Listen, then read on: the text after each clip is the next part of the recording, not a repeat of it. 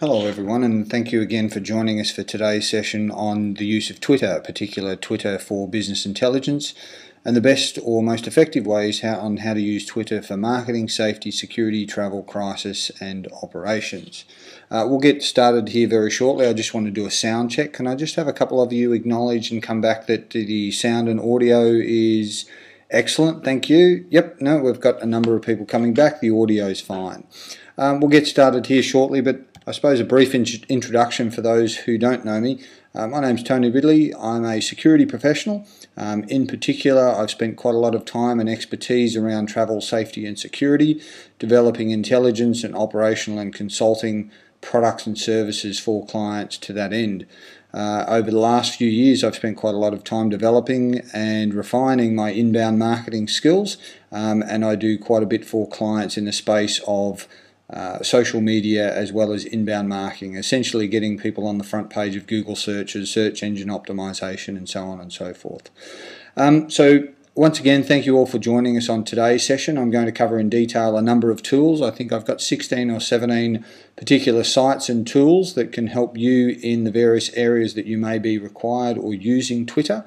Some of these things you may already be aware of, but even for the newbies, I've got a number of tips, tricks and guidelines to help you get started on your particular campaigns. This is one of a number of Twitter sessions that I run, so I'll be covering off on the basics and we'll get into some of the more advanced techniques as we go further into the series. Okay, first of all, just to recap in terms of where Twitter sits in terms of communications. If we look at the communications prism, popularized by data visualization, and all of these URLs and websites and so on will be listed at the bottom of the seminar at the end of the session. For those who come back and visit the replay, you'll have all of these links and all of the insights for the various sites and locations mentioned. So first of all, if we look at the communication prism, obviously we have the brand in the central location, and then all the various activities as well as the ongoing feedback. Now Twitter is tucked away over here on the side as just one of the many tools that are available now to crisis, travel, security, safety, marketing and operational teams in terms of communicating their message, sharing with either customers, intimate teams, or just simply getting the message out there. Now Twitter can fall into several categories, but you'll notice there, as you can see, there are an increasing number of tools available. So today we're going to focus exclusively on Twitter, but again, just setting the scene and the context to understand that this is simply a tool in a suite of services, particularly for those who are in the marketing or the inbound marketing process. You typically need to have at least one or two representations for each shade of those petals in order to dominate or overcome your competitors, or at least be effective. Much like when businesses first considered whether they should have fax machines or a post box or a telephone, all of these are about enabling communications with customers and employees. Twitter, YouTube, LinkedIn, Google, all those sorts of things are simply extensions of that. You have to be where your customers can find you, or you have to be able to use the tools and processes where your customers are shopping, or monopolize on or utilize the readily available business tools that are out there. So Twitter is becoming much like the fax machine, the post office box, or the office phone, which can be utilized effectively for businesses. Now, depending on where you fit in the age group, some of you may be thinking that that's a load of nonsense.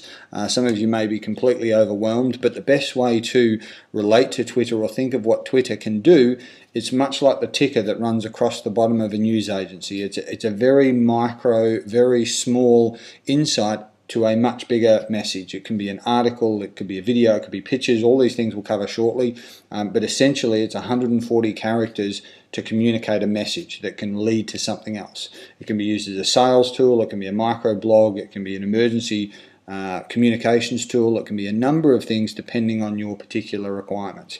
So this is where it sits in the communications, and most of you will be familiar. I use this diagram or this image quite regularly to talk about the various tools and processes, but Twitter, tucked away over here, it's a tool. Think of it as such and use it effectively. So first of all, let's go to Twitter and look at look at what it looks like in a raw environment. So this is my Twitter page, for example. Now, some of the important points to note, you'll see starting from left to right, this is the new Twitter. A number of you may still be using the old Twitter, but this is new Twitter, which is about to go live and will be the only form of using Twitter very shortly. So you have your navigation buttons across the top, your home, your profile, messages, who to follow, and then your own personal details as well in terms of signing in, signing out. And this is where you can switch to the old Twitter view for those that haven't quite migrated to that yet. But simply for the purposes of this exercise, we'll assume that you're already using new Twitter or you don't know what old Twitter is, so I won't confuse the fact. So first of all, what we have here is up the top here we have the ability to search. So we can search on specific key terms, and I'll get into some of the tips and tricks associated with that shortly, but this is where you can type in random processes, and Twitter, a bit like Google and other search engines, will then harvest and go through the most relevant search terms to relate to your particular question.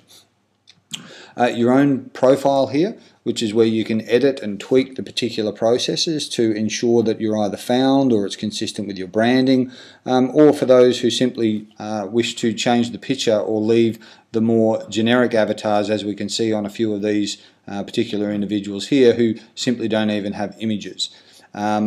Your messages that you may have sent to and fro, who to follow. Twitter likes to suggest things like most search engines do on what's relevant to your niche and your particular market, so it will suggest certain people to follow at certain times and relevant to your particular information over here. So if we just look at mine here, you can see some of the key details, one of my most recent tweets with a link to the event, how many people that I'm following, how many followers that I have, just under or just over 1,500 people, how many links backwards and so on that I have, any ongoing trends that are popular at the moment. Obviously Japan has been quite popular in the wake of the recent tsunami and the earthquake, and as I said before, a number of recommendations on who I should and shouldn't follow relative to my demographic that I have as followers or my online activities.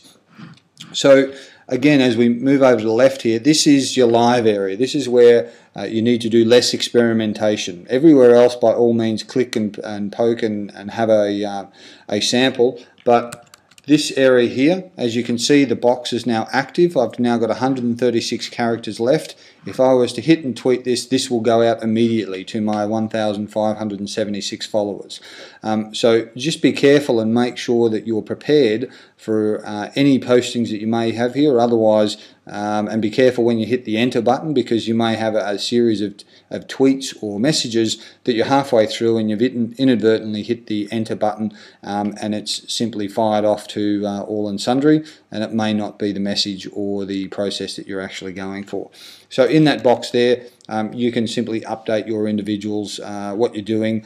This is not Twitter is not predominantly for tweeting about you've just had a coffee or you're going for a walk or the door is open.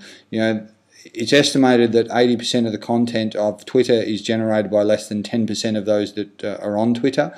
And I would argue that most of those tweets that are going out are simply not relevant, random, and quite annoying at times. But if you find the right demographic, the right audience, and you engage in your own social activities in an effective manner, then it can be a very helpful tool. Think of social media when in an online environment a bit like a cocktail party or a work barbecue. You simply wouldn't turn up and start shouting and espousing everything and anything about yourself, your brand, your products.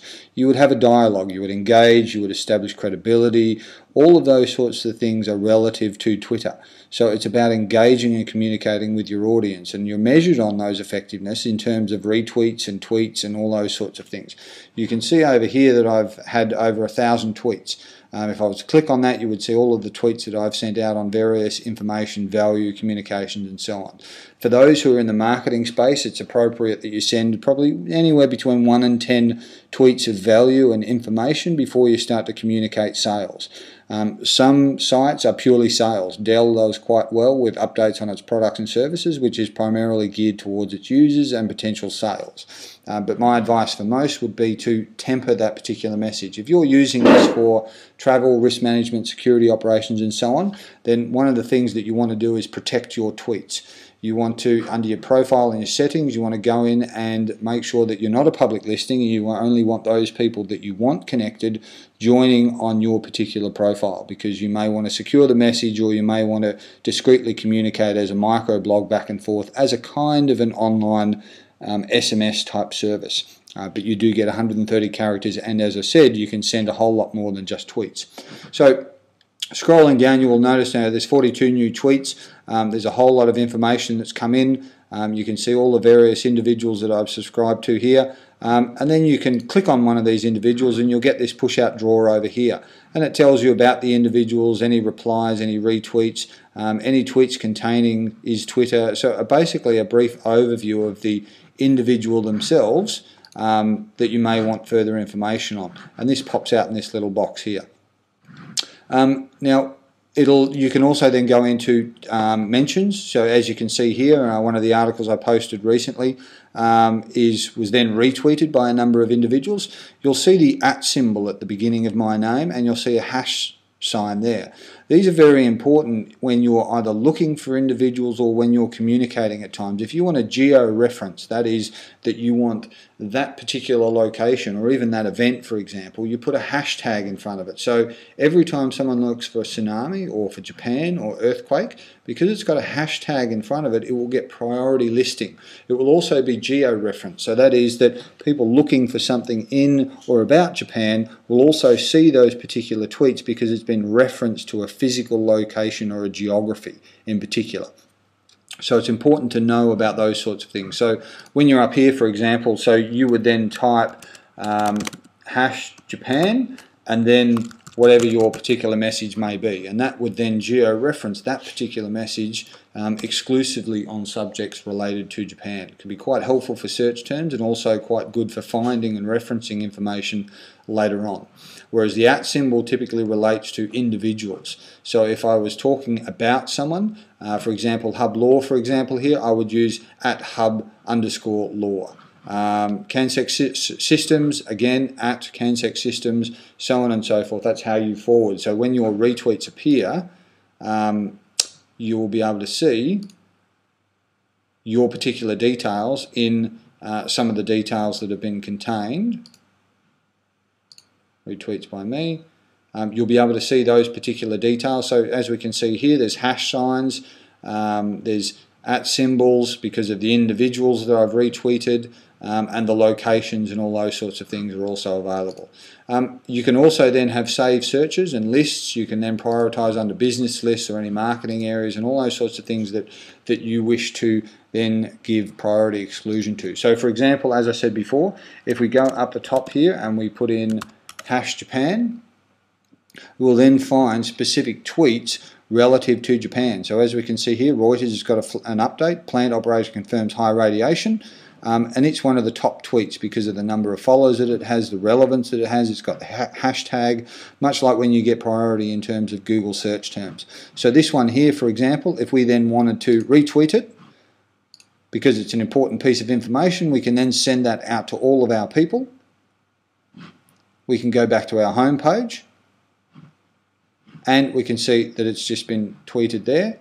We look at under the tweets and we'll just see that I've just tweeted this piece of information here. So it also gives you relevance in terms of what type of information you're communicating to others. So for operational, individual, security, travel, crisis and so on, this can be quite good if you've got a number of people who are following you coming into a central collection and communications point. You can retweet and send that information out to all of those followers. Now it's important to have an even balance. For those